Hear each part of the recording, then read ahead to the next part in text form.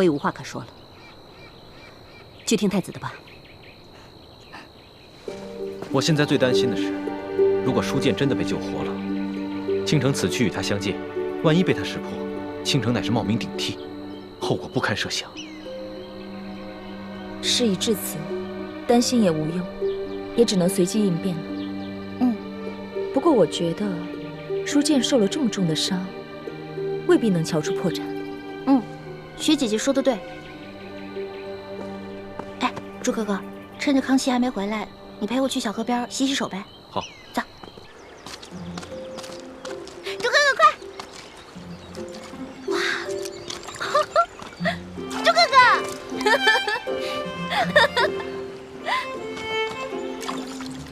啊，朱哥哥，你可真厉害，说服了六师傅，让他不再刺杀龙小弟。我不愿意杀他，是权衡局势，从大局着想。但你呢？你不愿意杀他，只怕无关大局，是出于私心吧？哪儿来的什么私心啊？不是私心，那就是私情了。环妹，你对男女之事十分懵懂，我担心你跟他相处久了，你对他的感情，连你自己都没有察觉。朱哥哥，你说什么呢？我对他的感觉，他就是皇上啊！我只是不想失去一个全天下最有权势的小弟罢了，跟你想的完全不是一回事儿。真的吗？当然是真的了，亏咱俩还从小一起长大呢，这么点默契都没有啊！好吧，那我暂且相信你吧。不过如果有一天让我发现你骗了我，我就改变主意，亲手杀了他。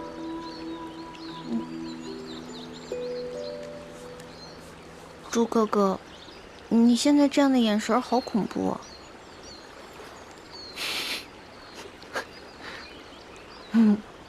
有人来了。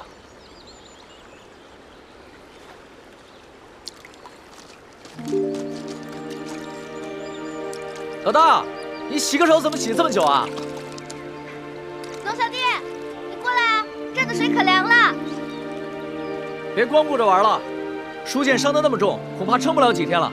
咱们还是赶紧赶路吧。知道啦。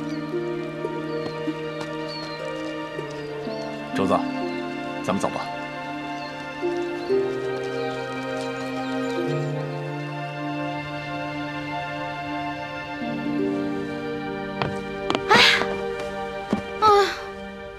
累死我了！之前在宫里处处小心，步步为营，都不敢喝我的野山葡萄酒。嘿，酒，来吧。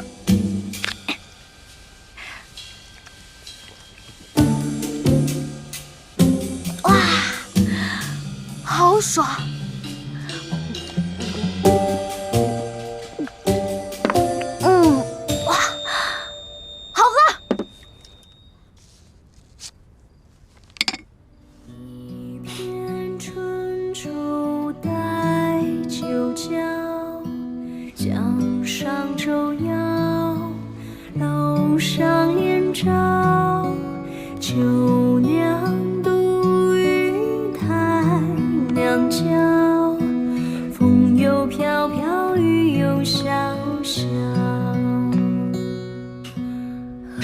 这个丫头一出宫兴致就这么好。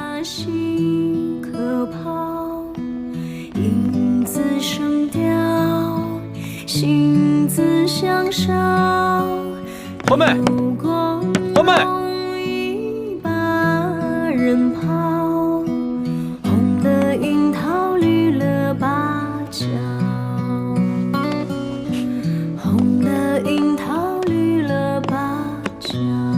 环妹，环妹，开门啊！环妹，热死我了！哇，好热呀！环妹，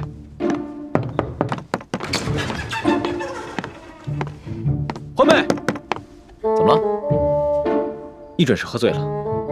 以前就有这样的毛病，喜欢喝酒，偏偏呢酒量又不行，没喝几杯就醉了，一醉就会旁若无人的且歌且舞。肯定啊。是在宫里面憋坏了，这出宫啊，就跟撒了欢的马似的。花儿，欢妹，开门！花儿，欢妹，花儿，欢妹。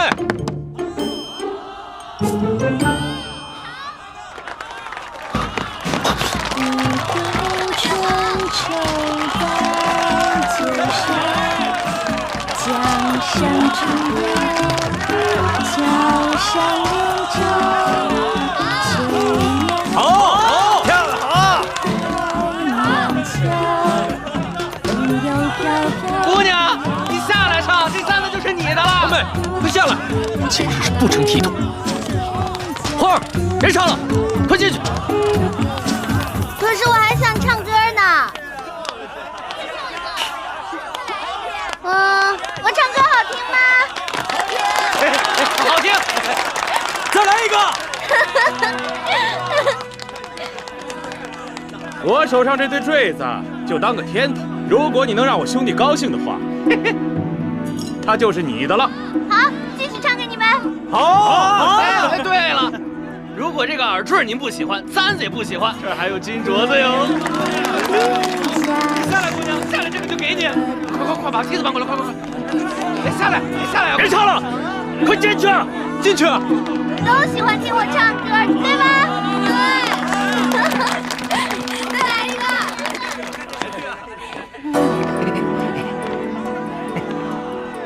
来，姑娘，也给你戴上。来，伸出手来。金镯子，我才不要什么金镯子呢！不要。这个不喜欢呐？没事，爷还有杨志毅的镯子呢。欢妹，给我下来！哎，小心，老爷！谁啊？你呀，好大的胆子，敢搅爷的好事儿！你哪来的？搅你好事怎么了？啊！你再动我一下，我动你怎么了？找死啊你！啊！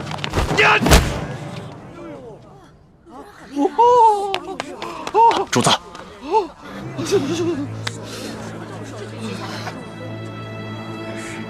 住手！展开！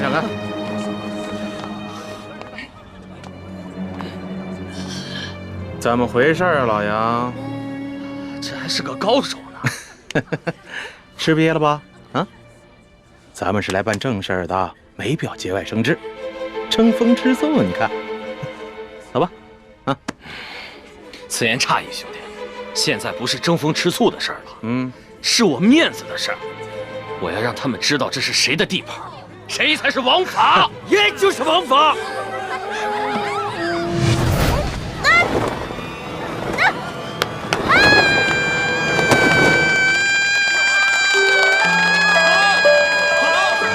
别叫！酒醒了之后，看着，看我怎么罚你。哎呦，公子，多有得罪的。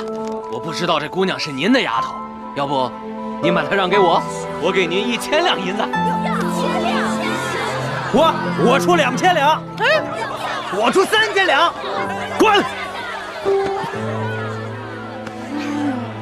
猪哥哥，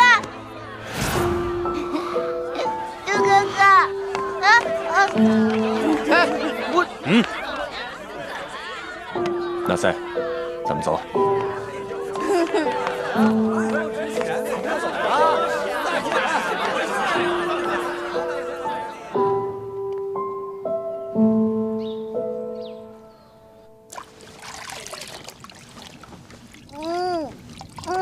一欢，哎呦，你可算醒了。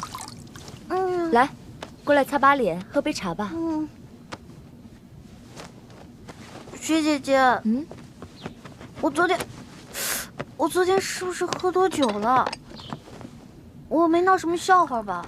你昨天醉的是一塌糊涂，你都不知道啊？你都耍酒疯了呢。啊，不是吧？当然是真的。你走出了房间，又唱又跳的，引来了好多人围观，还有人要竞价买你，可把主子跟大师兄气坏了，主子还跟人家打了一架呢。完蛋了！所以啊，你以后别再喝那么多酒了。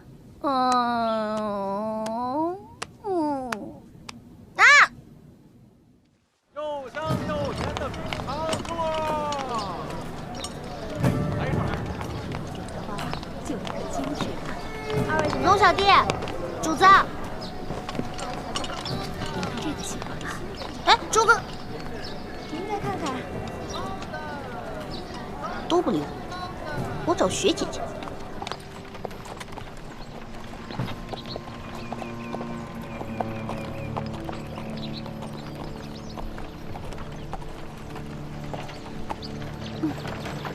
这个龙小弟跟猪哥哥都太小气了，只不过喝多酒没干什么，一直不理我，至于吗？你呀，你还好意思抱怨？皇上这次微服私访，本就不想惊动任何人，你却闹出这么大的动静。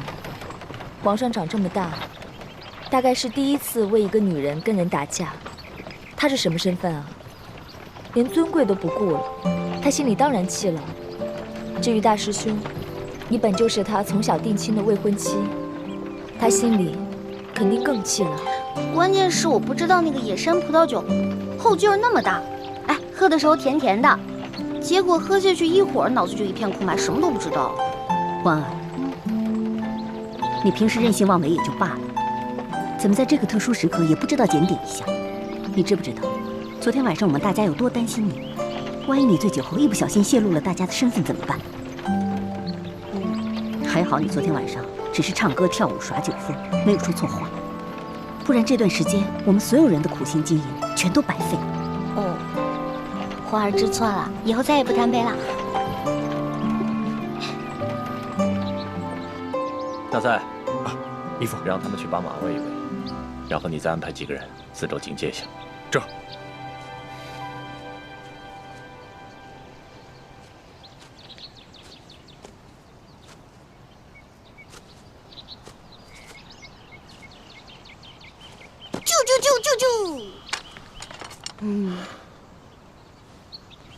你干嘛不理我呀？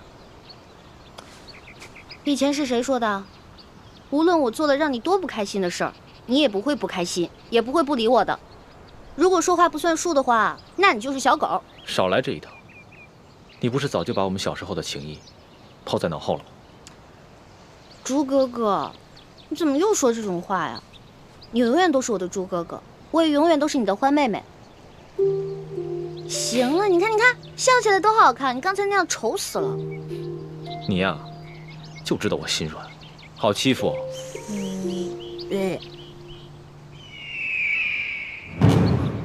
四师傅有急事召唤我，但是如果我这个时候离开，势必会引起康熙和索图的怀疑。要不这样吧，我去。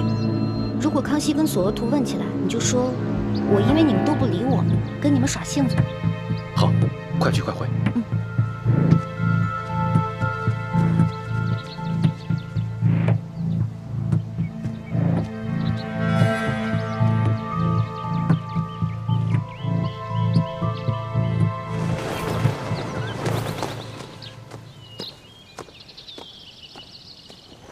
野花，四师傅，哎呀，我想死你了！有没有小花啊？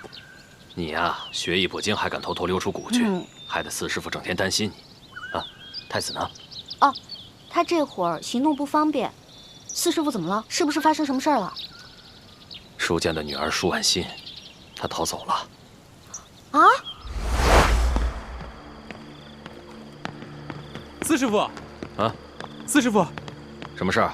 舒姑娘的心疼病犯了。走，快！哎呀，啊！救命啊！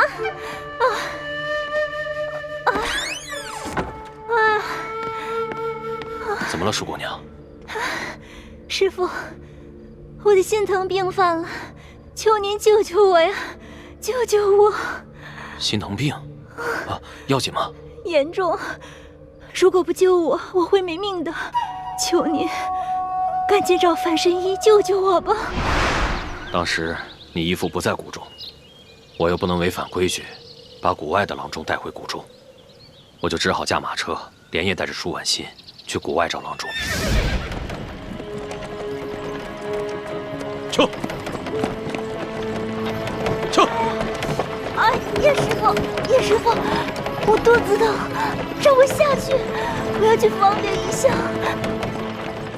叶师傅，我肚子疼。哎呀！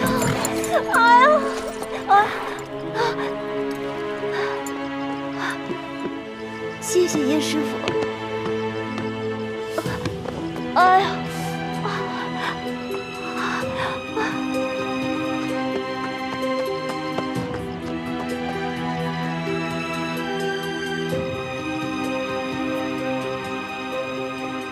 没想到他趁机逃跑了。这舒婉欣出身于官宦之家，又不会武功，她是怎么从你手中逃走的？你知道的，四师傅有些迂腐，把男女大防看得很重。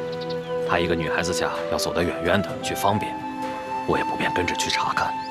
等我发现异常，赶紧去追，已经来不及了。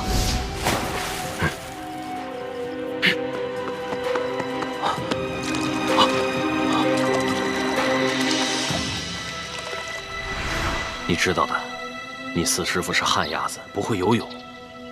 那舒婉欣呢？她不会被淹死了吧？她虽然不会武功，但毕竟出身将门，不像普通的官宦人家女子那般娇弱。而且她从小长在江边，水性很好。当初晋王把她交给我看管时，曾把记载着她的背景资料也给过我，可我这还是被她装病时可怜的样子给骗了。没想到她借机会逃跑了。完了，这下完了。这舒婉欣要是去报官的话，那六师傅和雪姐姐全都暴露了。说来也奇怪，这舒婉欣逃跑1个月了，官府那边居然毫无动静。舒婉欣没报官吗？我们也想不明白她没有报官的原因。但是，她极可能已回山西老家去找她父亲舒建了。据默生他们传来的消息，舒建现在伤得很重，但吊着一口气，估计是想见他女儿最后一面。幸好到今天，舒婉欣还未曾出现。哎呀，这下可完了！你说这康熙要去见舒建，这如果舒建真的跟舒婉欣见上了，那咱们全都暴露了。你们几个孩子潜伏宫中，出生入死，四师傅连这点小事都没办好。四师傅，您别这样说嘛，事情已经发生了，就别责怪自己了。这样，我先回去把这个情况告诉朱哥哥，还有六师傅，大家一起商量一下对策吧。好，现在呀，你们就想办法拖延时间，让康熙晚点去见舒建。我这边也抓紧时间去找舒婉欣，最好赶在他们父女相见之前把她找到，重新带回明珠谷。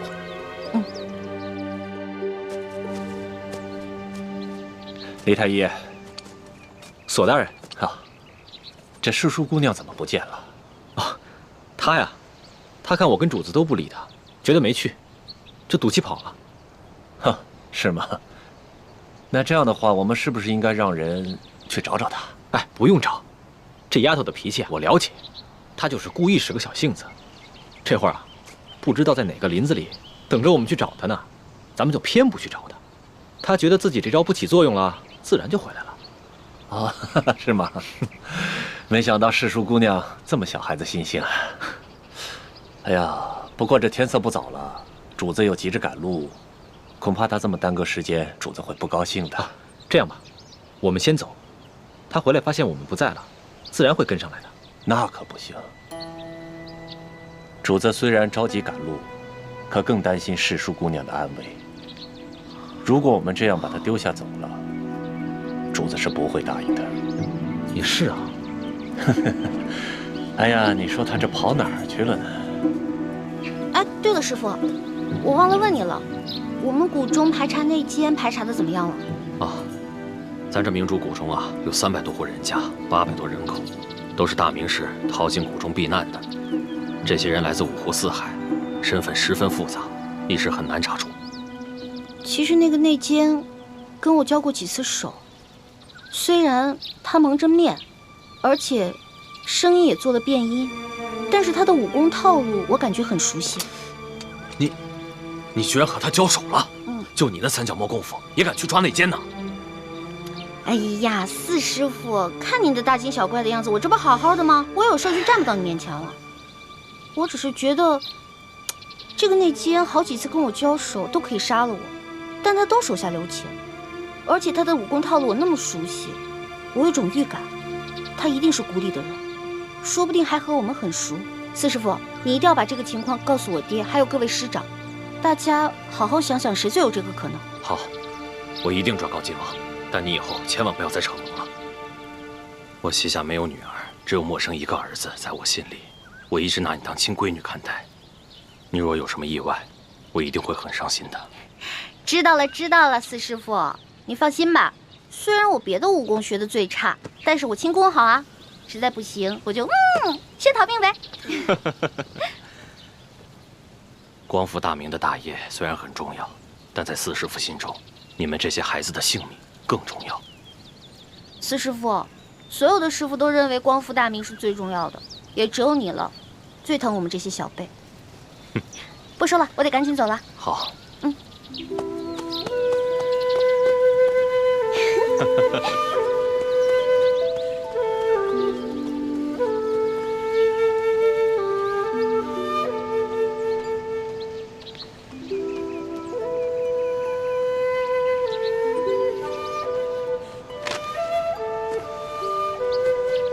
索土，主子，叶欢还没回来。是啊，这易欢姑娘还没有回来，我们要不要派人去找一找？不用找了，真是胡闹！我回来了，主子。没有，易欢姑娘，主子担心你的安全呢。左大人，这边请。哦，好，主子告退了。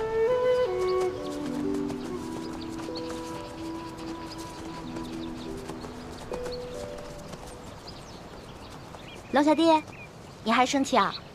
你不理我吗？你不理我，从现在开始呢，到山西有几百里路，那你打算一路上都不理我了吗？龙小弟，龙小弟，怎么办啊？我的龙小弟不理我了，怎么办呢？怎么办呢？怎么办？怎么办？怎么办呢？那好吧，李易欢，你可知罪？奴婢知罪。那我问你，犯了什么罪啊？奴婢犯了贪吃罪、贪玩罪、贪杯罪。那你打算怎么赎罪啊？奴婢给主子唱首歌吧。如果主子笑了的话，就当原谅奴婢了，好不好？好吧，那你先唱来听听。好的，我现在就给您唱。嘻嘻嘻。主子听好了啊。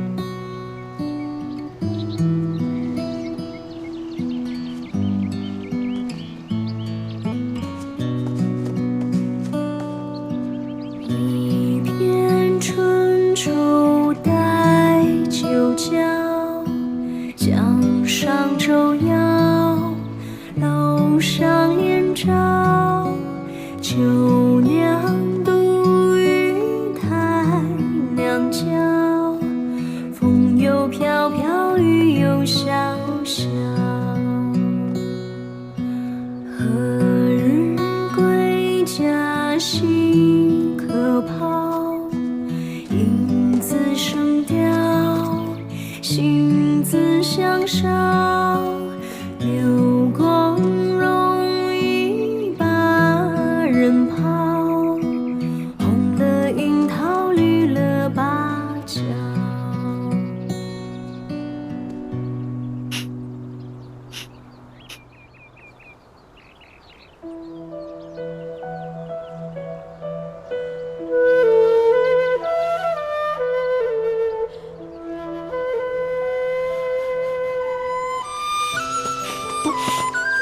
李欢，你给我听着，你以后要是再跳舞给别的男人看，或者让别的男人看到你除了脸和手以外的地方，我饶不了你。哦，知道了。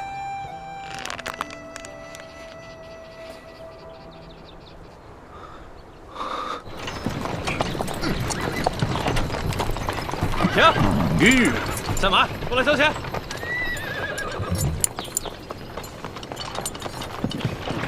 慢点。怎么了？我们要过去。废什么话？到那边交钱。交钱。军爷，我们过路要交什么钱啊？要想过关，先交税钱。税钱？怎么不走了？主子，这军爷说了，他要收您的过路钱啊。哎呀，过路钱，你们天天在这收吗？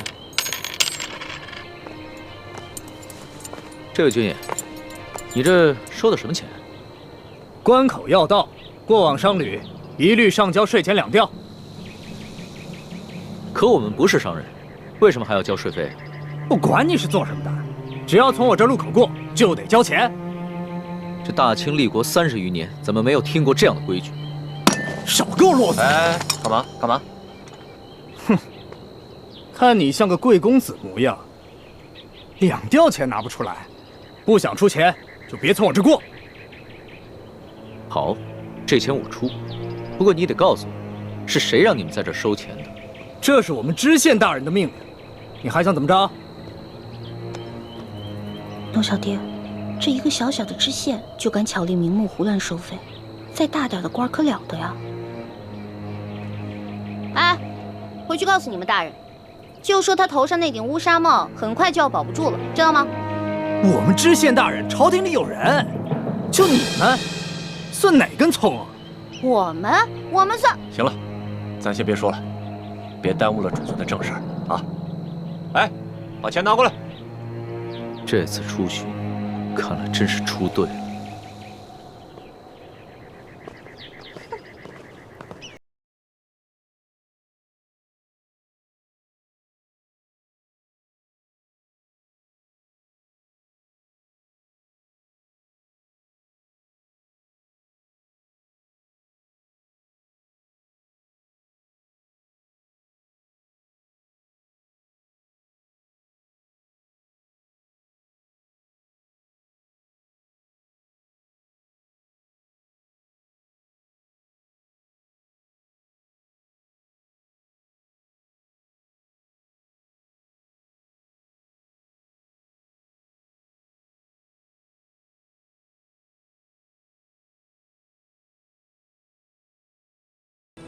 哎，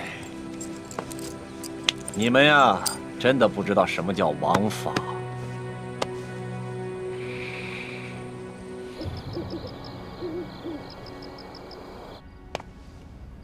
朕自入山西以来，一路所见，民多疾苦，而各地方官各自为政。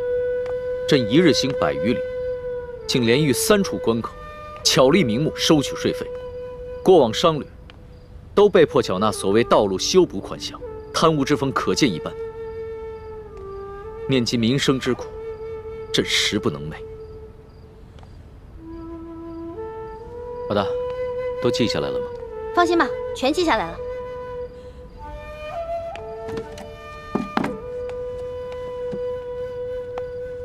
老大，你觉得我能算是一个好皇帝吗？你啊，马马虎虎吧。你别生气啊！你之前跟我说的，让我在你面前不能说假话，只能说真话的。要是你以前这么说的话，可能我还会不高兴。但是现在我不会了。你说的对，我确实只是一个马马虎虎的皇帝，离一个好皇帝还差得远呢，差得远呢。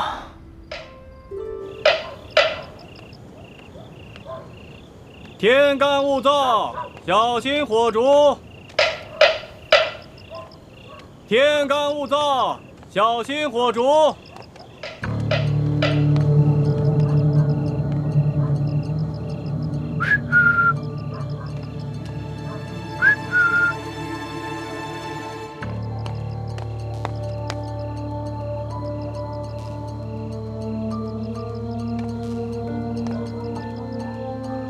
叶师弟呢？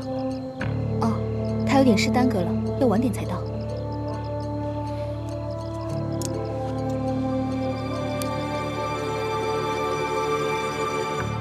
这就是那1号金钥匙。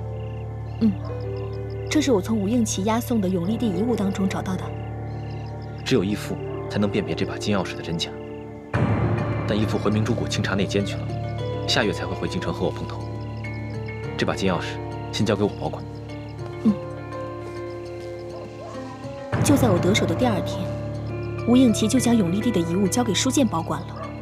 那书剑直接当着我们的面，找出那把金钥匙挂在自己颈上，贴身保管。只怕书剑做梦也想不到，他拼死保护的这把金钥匙，居然是一把假钥匙。遇到劫匪的时候，你们也在这儿，可有发现什么线索？那帮劫匪很有可能是吴三桂派来的。在出事的头1天晚上，吴三桂派人悄悄找到了吴应琪。父王命你连夜快马赶来，有何急事？王爷问二公子，在永历帝的遗物中，可否见过一把金钥匙？有。卑职奉王爷之命，请二公子立刻将金钥匙交给卑职，用这把假的金钥匙调包。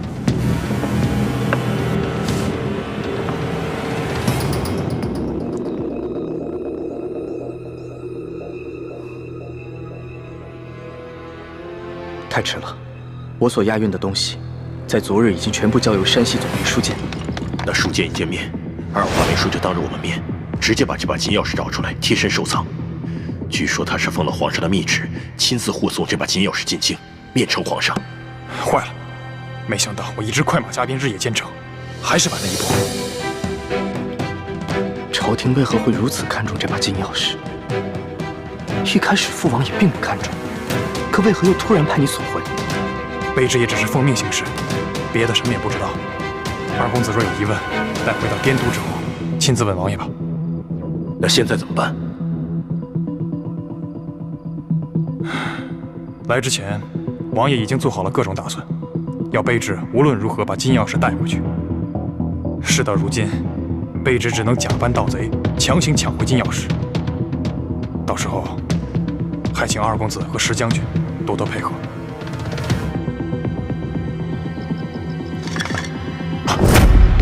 谁？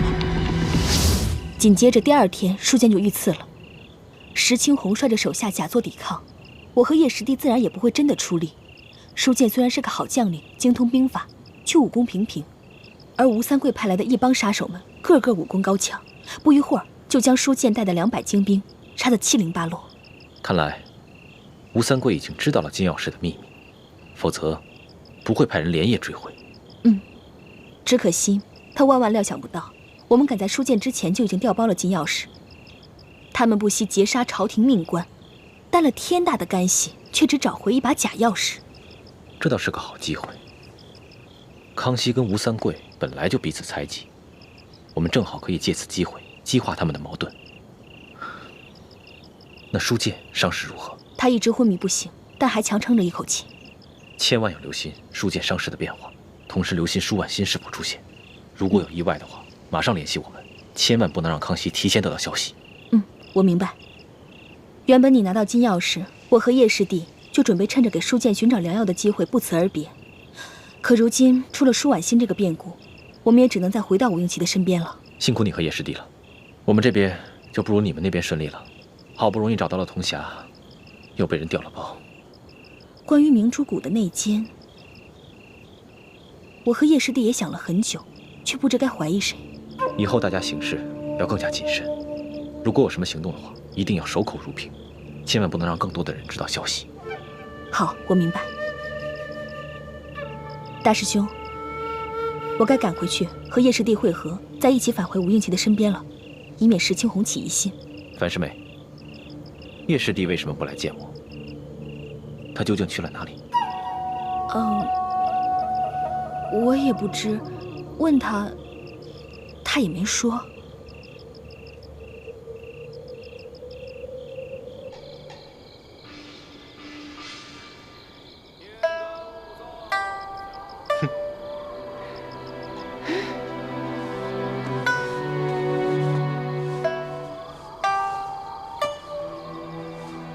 这什么？来看看。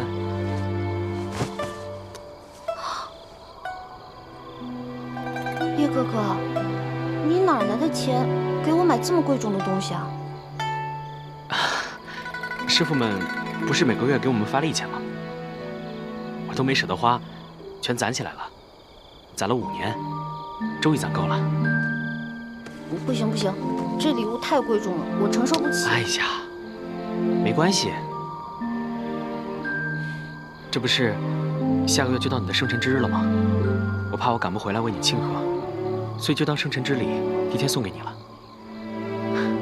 你放心，我又不要求你回报我什么，你只要天天把它带在身上就好了啊。那你为什么非要给我买一个金镯子啊？你还记不记得5年前你的生辰之日？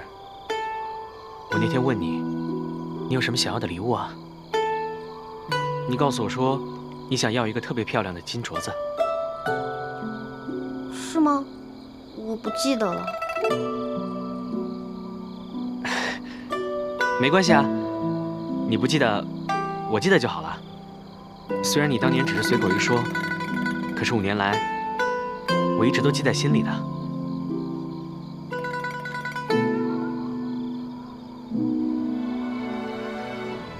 你怎么了？你现在不喜欢金镯子了，还是觉得不够漂亮？没有没有，我觉得这个金镯子很漂亮，但是……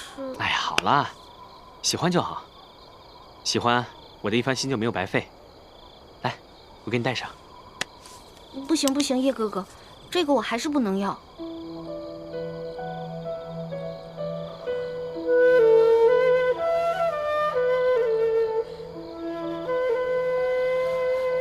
我知道，你现在有了康熙这个结拜兄弟，什么都不缺。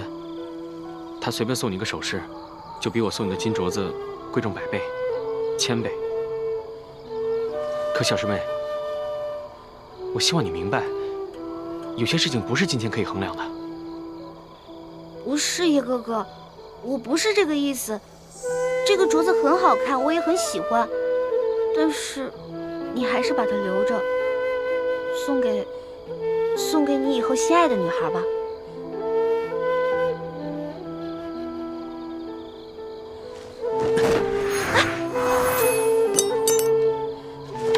叶哥哥，你干什么呀？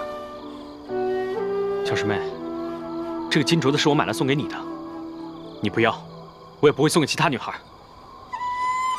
哎，叶哥哥。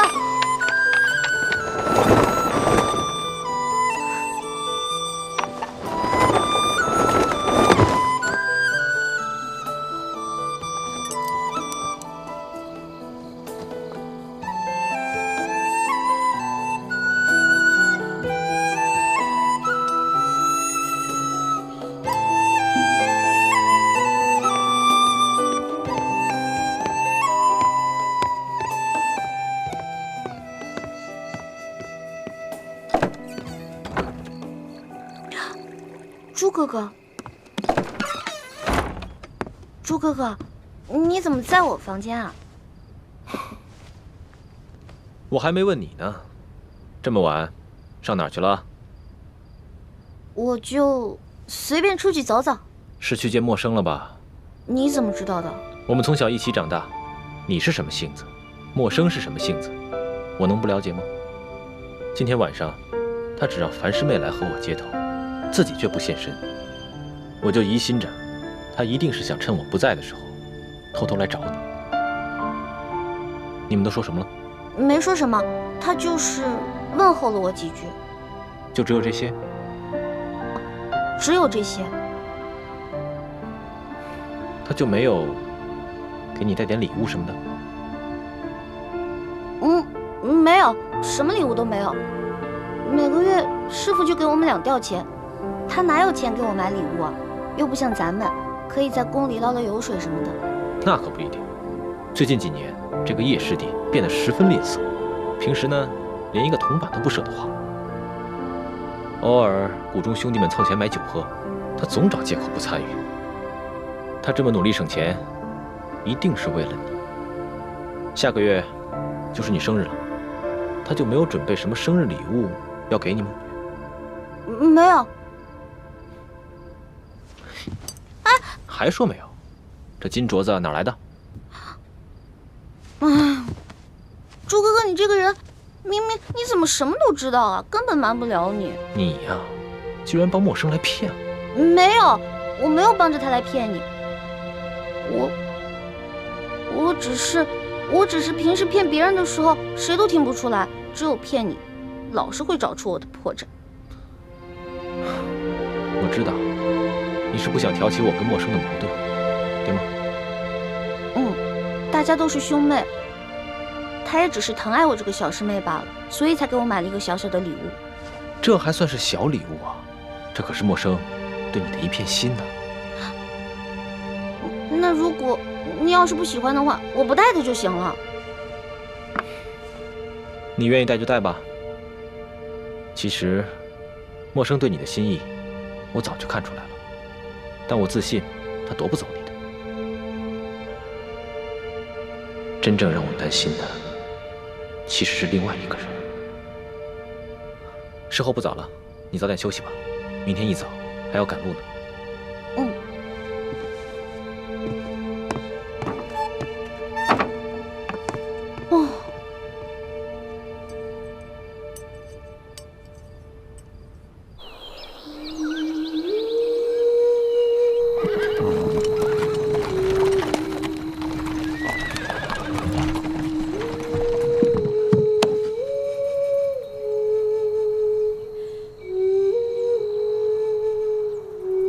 主子，这口井也是干的。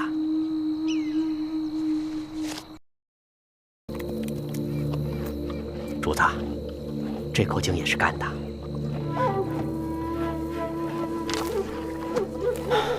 进入山西以来，这旱情是越发的严重了。是啊。老人家，这口井也没水了。啊，这儿也没水了。哎呀，这可咋办呢？老汉带的水早就喝光了，此去我女儿家中，这还有10几里路呢。老人家，我这儿还有一壶水，你先拿去吧。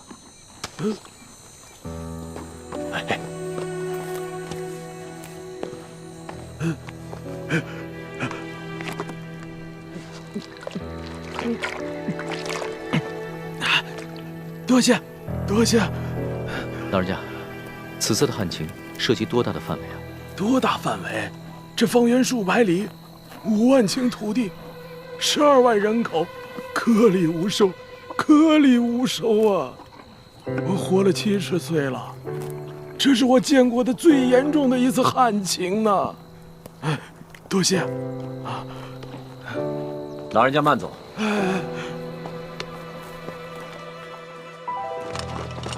主子，启禀主子，这个小村庄有几十户人家，房子都挺干净的，咱们借宿没问题。只是这村子人烟稀少，好多房子都空着，显得有些诡异。为什么？这些民房都好好的，有一些一看还是新翻修过的，怎么会没人住呢？是啊，房子是挺新的，就是没人住。也许这儿不久之前遭过匪患吧。这户院子里倒是有炊烟冒出来，应该有人，我去看看。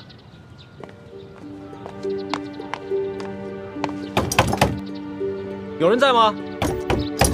官爷不必再催了，老夫就是死也要死在自家老宅子里。不是官爷啊！老人家，我们是过路的外地商客，错过了宿头，能否在这里借宿一宿？房钱要多少，随便你开。不必给钱，我们这个村子什么都缺，缺水，缺粮食，缺人，就是不缺空房子。你随便住吧。老人家，此话怎讲？村民们都去哪儿了？我们这个村子遭遇了几10年不遇的旱灾，村里只剩下一口老井，每晚能渗出一点点水来。但凡有点办法的，都出去投亲靠友了；没亲没友但还迈得动腿的，也都到外面去行乞逃生去了。哎呀，只有我这等老弱病残在这儿等死。可是官家还逼得我们……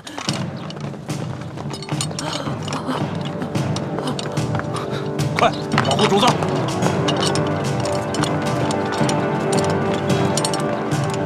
这2个人好生眼熟，是不是在哪儿见过？主子，这2个就是那日在客栈里调戏世淑姑娘的人，其中那个领头的把总还被主子教训过。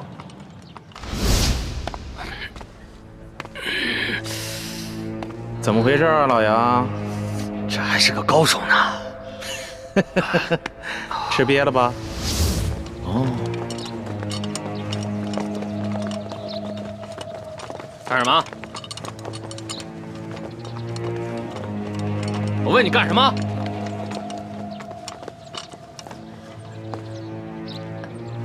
杨婆子，我还正纳闷呢，就凭你不敢抗命啊？原来是有这么一门富贵亲戚。裘老板，你可别牵连无辜，老妇哪儿来的这等富贵亲戚？他们都是过路的客商，在我家借住一宿，明天就得赶路的。路过的客商，让我瞧瞧。哎，咱们是见过的是吧？啊？哟，姑娘，你也在这儿呢，真是缘分呐！你是谁啊？我根本不认识你。你还好意思说呢？那是在客栈喝醉了闹事，他就是被我教训的那个。哎呀，羞死人了！原来你还是个朝廷命官呀！那日你当众调戏我家的丫鬟，就已经失了体统。你还追到这个村子来，没完没了了是吗？你老杨，咱们今天来办正事儿的，你还穿着官服，收敛一点。也对，老子懒得理这些外乡人。几位，老子是来办公差的啊！杨婆子，怎么着？今儿个你是搬呢，还是不搬呢？不搬，老夫就是死也要死在我自己的房子里面。你敢公然抗命是不是？你是不是不想活了？老人家，你是不是将房子作价卖给了他们？卖给他们？客官，这房子是老夫夫家留下来的祖产，房子后面还有几亩良田。老夫家祖孙几代人就靠这点良田生活，如今虽然不幸遭遇了旱灾，可老夫也舍不得变卖这个祖产呐。这个裘老板仗着官府里有人，随便给了仨瓜俩枣碎银，就要强行圈走咱们整村的房田地呀！你闭嘴！老不死！裘老板给你安置费已经是大发慈悲了，你还敢在这里计较或多或少的？你信不信我现在就捆了你？行了行了，杨婆子，圈地的文书是巡抚衙门发的，你向几个过路的客商诉苦，有用吗？可是在下听说，顺治爷曾下过明诏，废止圈地。几位是读书人吧？啊，哼，看着就像，带着那么一股子迂腐劲儿。古往今来，这皇帝总说王子犯法与庶民同罪，但谁曾见过哪个王子犯法真与庶民同罪？就算是在皇城根底下，那些王公大臣不也是一大片一大片的圈地吗？皇上不也是睁一只眼闭一只眼吗？几位是过路的客商，我劝你们别多管闲事。听清楚了吗，老太婆？明日一早，我就带人来这里破土强拆。届时你还没搬走的话，那我就把你埋在这破房子里。老夫就在这儿等着你们，我就是死也要死在我自己的老宅子里面。哼！巡抚衙门令，凡是胆敢公开对抗官府者，皆按谋反论处，格杀勿论。所以今天老子就是杀了你，也是在执行公务。最后再问你一遍，搬还是不搬？不搬。那明白了。你既然铁了心不搬了，那也好。那你今天晚上就吃得饱饱的，免得明天做个饿死鬼啊！呸！看什么看？小心我把你双眼给挖出来！哟，瞧瞧，富商家的丫鬟都不一样，脾气这么大，挖我眼珠子！来来，挖！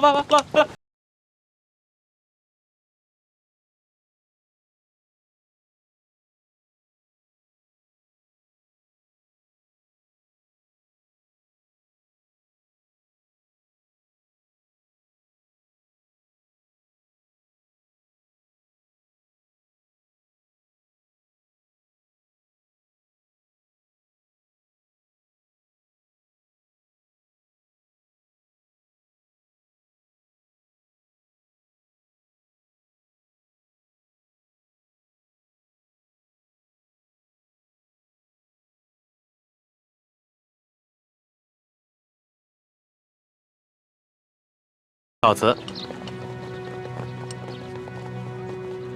哎，主子，这几个混账东西不给他们点教训啊？这些都是虾兵蟹将，没用的。老人家，再多吃点吧。不瞒你们说，我都半个月没见米香了。不怕你们见笑，我都喝了5碗了。老人家，听说这山西旱情已经惊动了朝廷，朝廷也已经拨了大批的赈灾物资，你们都没有分到吗？赈灾物资？哎呦，咱老百姓连1粒米都没见到过，一点都没有分到，1颗米粒都没见到过。老人家，我看你这儿冷锅冷灶的也有一段时日了吧？不是圈地有安置费吗？为何不拿这些安置费去买些粮食啊？别提安置费了，姑娘啊，不瞒你们说，就我们这样的地，按理来说，好歹1亩也值4、5两银子，可是上面他们只肯给1两啊，而且层层盘剥下来，有些关系的、运气好的，也只能拿到几钱呢。像我这样的老不死，就只能拿几个铜板。老人家，这圈地一事已经违反了朝廷的政令，你们为何不上告啊？告？去哪儿告啊？老夫的儿子先去县衙告状，被他们拉了出去，一顿毒打，还给他胡编了一个什么罪，被他们连打带拖，回来以后连伤带气的，没多久就扔下老夫去了。老夫的孙子不服气，借了些钱去太原府鸣冤，也被巡抚大人当盗贼发配关外，至今未归，一去不回，还怎么告啊？还有这等事？这山高皇帝远的，这圈地的人可是个通天的人。通天？是当朝的大红人鳌拜，你知道吧？听说过。山西巡抚刘德昭，他就是鳌拜的门生，还有那个圈地的裘老板，他就是刘德昭寄娶的夫人的小舅子。您说还到哪儿去告啊？可是听说鳌拜不都已经被皇上给查办了吗？你知道吗？瘦死的骆驼比马大呀！鳌拜这些年提拔了多少门生亲信，他们都大权在握，盘根错节，连皇帝都忌惮他3分。不然为何皇上就只把鳌拜卷进了呢？这官场上的事儿说不清，万一哪一天鳌拜东山再起，可怎么办呢？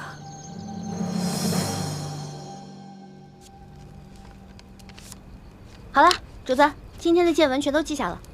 你小心收好，等我回京了之后，就一桩一件的查，一个一个的办。主子，消消气，今天晚饭都没有吃，保重龙体要紧啊。坐吧。是。这所见所闻，我还怎么吃得下？顺着朝就已经下的禁令，到现在还有令不止，让许多百姓流离失所，无家可归。最重要的是，他们还敢鲸吞朝廷的赈灾粮款。你爹爹的密奏，所言非虚啊。主子，那咱们可得小心了。听说这山西官场，鳌拜残存的势力不可小觑，他们掌握的地方官兵足有上万。万一他们知道了主子在微服私访，起了歹心可了不得。小不忍则乱大谋，只能暂且忍着了。可是，他们明早就要来强拆了，这些百姓们该怎么办？那个叫杨八狗的，还有刘德昭新老婆的那个小舅子裘贵吧，他们一个个都是心狠手辣的角色。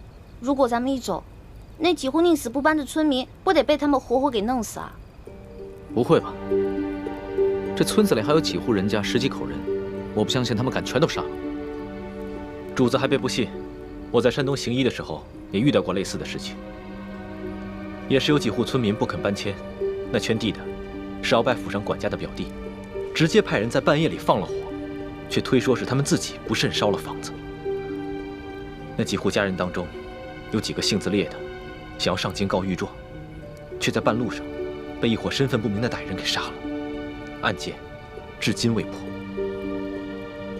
啊，老奴老家也发生过这样的事情。那部班的一家5口被灭门，却推说是得了瘟疫，其余人也都是敢怒不敢言。那怎么办呀？咱们可得救救他们呀，不然咱们走了，这些老百姓不得被那些豺狼给吃了？可现在书建伤势危急，我必须尽快赶过去看一看，听他详细汇报山西官场的情况。只有掌握了足够的证据，才能把这些豺狼一网打尽。那我们就眼睁睁看着这些豺狼把人给吃了吗？哎，师叔姑娘，现在主子的安危是最重要的。这俗话说得好，强龙不压地头蛇。主子您的身份是万万不可暴露的。这样吧，待会儿我们进村查一下，然后再做打算。这，哎，主子，您瞧，那户人家好像有人哎，你听，他们好像刚生完孩子。只可惜，明天一早就得拖家带口背井离乡。可怜的孩子。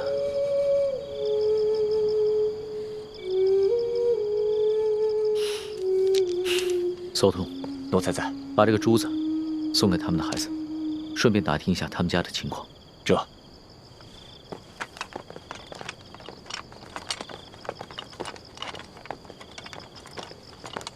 叶欢呢？刚刚还在我身后呢。这丫头又乱跑。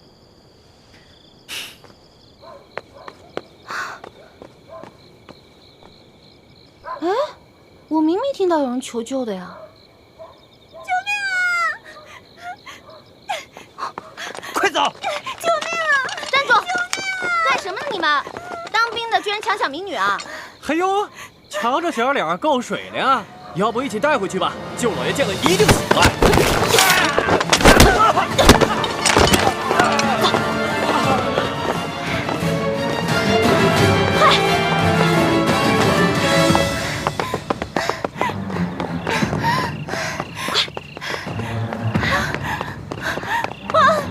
我跑不动了。姑娘，你没事吧？他们都追上来了。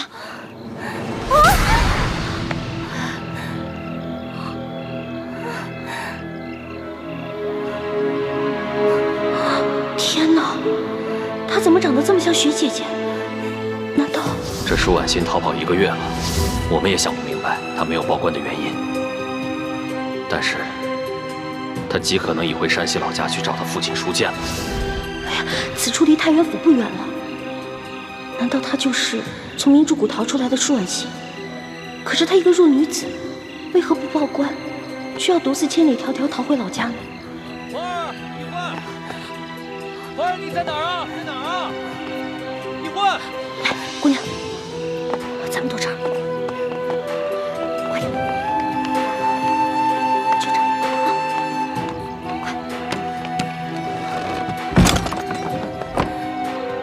哎，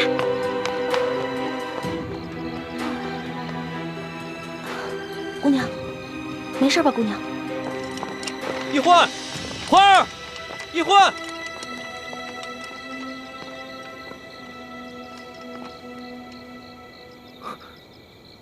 屋里好像有欢妹的呼吸声，但似乎还有另一个微弱的呼吸声。欢妹竟然没有发声，定是事出有因，不便现身。这丫头跑哪儿去了？这丫头真是太不让人省心了。一欢，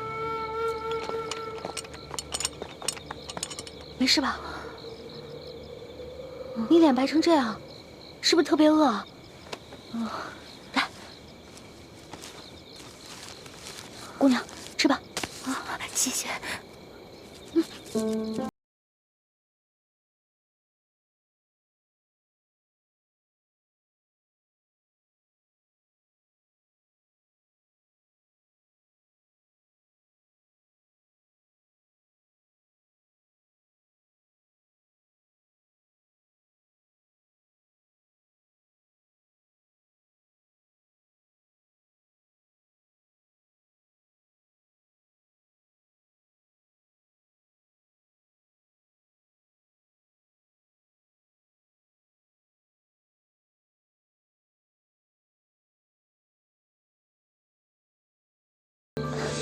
姑娘，我看你也不像这个村里的人，你为何一个人啊？你从哪儿来啊？要去哪儿啊？小女子，本是山西太原府人士，途经此处，看到一处空的房屋，本打算暂借一宿，谁想到我刚住进去，就有2个官兵闯了进来，说我强占民宅，要抓我去见官。幸得女侠出手相救，小女子感激不尽。嗨，我根本不是什么女侠，我跟你一样，是途经此地的过客。你我相遇也算是缘分，不如互相留个姓名，他日江湖再见的时候也是朋友了。我叫易欢，你呢？是易女侠。易女侠武艺高强，又仗义助人。小女子能够结识易女侠，是小女子的荣幸。嗨，小女子的贱名不足为道，只是我这出门在外，身上的盘缠没有带足。易女侠家住何处啊？小女子平安回家之后，一定备下薄礼，登门致谢。口风倒是挺紧的，不肯说自己的姓名，反倒盘问起我来了。谢就不必了。我看咱俩年龄相仿，我是顺治12年5月初4生的，不知道该管你叫姐姐还是妹妹啊？小女子出生于顺治11年3月初8，可不就是舒婉欣的生辰？那你比我大，我应该叫你姐姐。姐姐，你一个人手无缚鸡之力，怎么就跑到这儿来了？也没个伴儿陪你啊。2个月前，家父把我献给一个有权有势的男人，那个男人要在很多姑娘当中挑选妾室，我是备选之一。没想到我还没有到那个男人家，就阴差阳错被人劫走了，直到近日我才侥幸逃出来。这个有权有势的男人指的应该就是龙小弟了。还有此等事情啊？那你逃出来以后为什么不去报官啊？你现在难道要去找那个有权有势的男人啊？不是这样的。我未曾去报官，是因为那些劫走我的人固然可恶，但是我不恨他们，反而心存感激。为什么呀？家父把我献给那个有权有势的男人做妾，并非出于他的本意，实在是那个男人太有权势，家父不敢违逆。因此，我在心里早已发了誓，若被那男人选中为妾，那我便以死明志。其实那个男人有权有势，也是个不错的归宿啊。你宁死不从，莫非？我看你戴的这块玉应该是鸳鸯玉吧？你戴的这块是雄的，那雌的那块，莫非姐姐已经有心上人了？啊，那我明白了，怪不得你从劫匪那儿逃了以后不去报官，你现在是想去找你心上人啊？实不相瞒，我自幼丧母，和爹爹相依为命。我是真的想在我出走之前，悄悄回一趟家，去看看家父最后一面。他说去看家父最后一面，然后就私奔。那如果他发现他爹快死了，那他肯定就忍不住露面了，这不就麻烦了吗？这院里有人！嘘，一群窝囊废，这事儿还得麻烦我。行了行了，想不到这姓杨的居然能听出我们的呼吸声，那我肯定应付不了，不如叫救命吧。不行啊，要是这样就惊动了龙小弟和索额图，那就更糟了。姐姐，我们躲到那边去吧。走。好。快。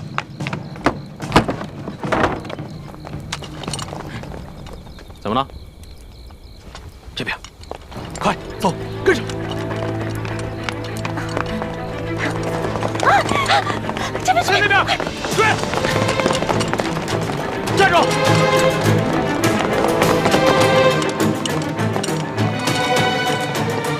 这一关到底跑哪去了？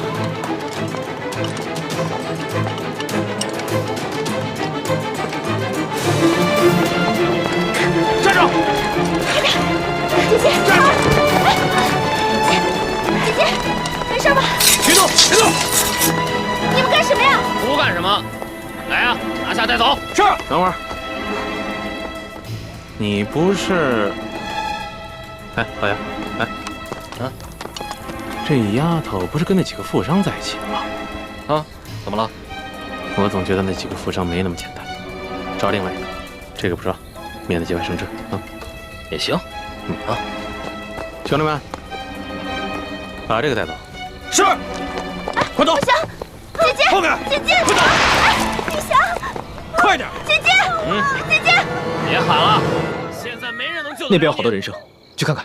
好，老实点，走。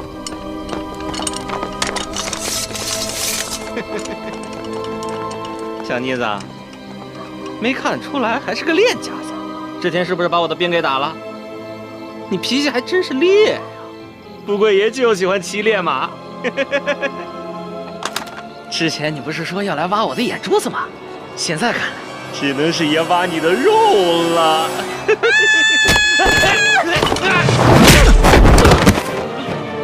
老大，你没事吧？我没事，没事。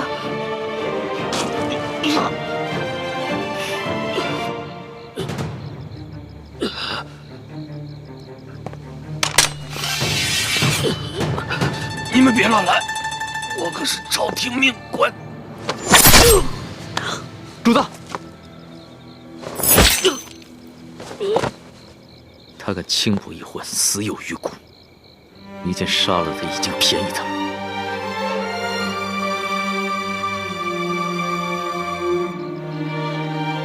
这还是我平生第一次亲自动手杀人。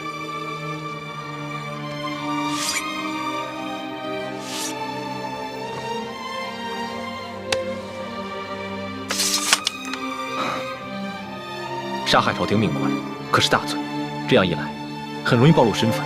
杀了就杀了，想办法善后。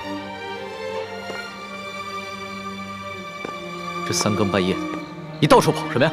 喊你也不应，你知不知道我们很担心你啊？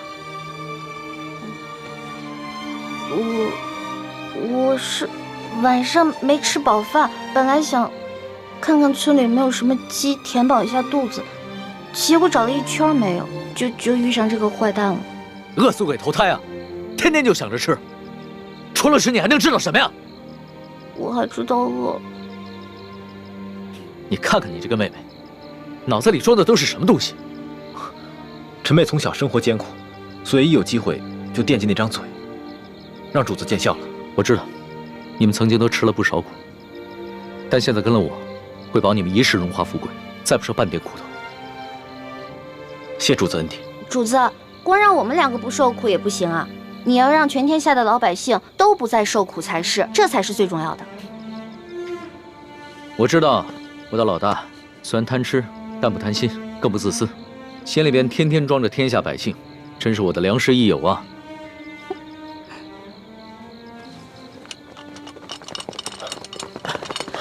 主子，主子，这怎么回事？不必慌张，先找个地方把他埋了吧。这，来人呐，把他拖下去。这，快！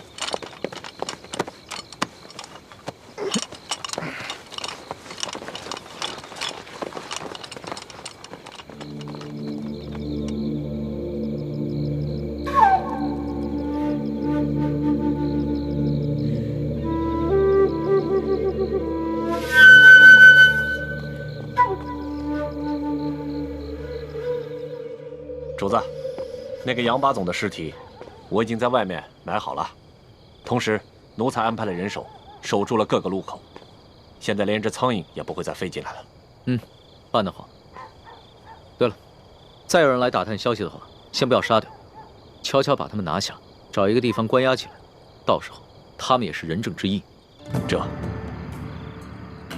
还有，这村子里边剩下5户人家11口人，但他们全都是老弱病残。索图，挑几个可靠的人去找一个安全僻静之地，务必在天亮之前把他们全部转移。这。哦，对了，他们都是老弱病残，就把我那辆马车拨给他们。这。马三，我们走。这。咱们也都准备一下，天一亮我们就要离开这个院子。主子，这才3更天，你先回屋休息吧。等我们收拾好了以后再叫你出来。好，明儿再赶1天的路就能见到书剑了，到时候肯定有很多事情要等着我处理，所以啊，我是应该好好养养神了。那我给您点一炉安魂香吧，不然你睡不好又该胡思乱想了。不容易啊，会体贴。